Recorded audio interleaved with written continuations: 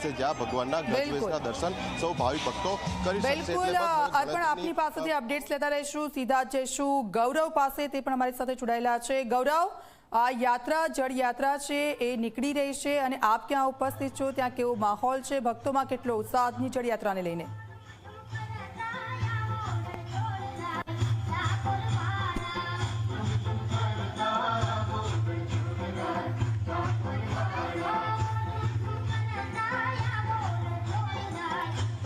જી ગૌરવ।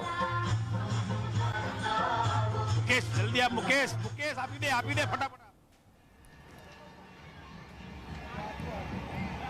દીક્ષિતા, વાત કરીએ તો અષાઢ સુદ બીજ એટલે કે ભગવાન જગન્નાથની રથયાત્રા, જ્યારે ભગવાન જગન્નાથ નગરજનોને દર્શન આપવા માટે પોતાના ભાઈ અને બેન સુભદ્રા સાથે નગર નીકળે છે, પહેલાં જ જેઠ સુદ પૂનમ એટલે કે આતા દિવસે યોજાય છે જળયાત્રા।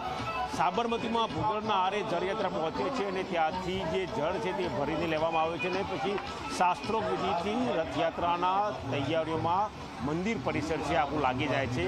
આપણે દ્રશ્યો જોયા કે ગજરાજાની આગેવાનીમાં જળયાત્રા નીકળી હતી, જે ભૂગર્ભના આરે પહોંચી છે, મહંત સહિતના અગ્રણીઓ પહોંચ્યા છે અને જે કળશ છે, કળશમાં પાણી ભરીને જગન્નાથ મંદિરે લાવવામાં ઘરે આજે ભગવાન જશે ને કેવું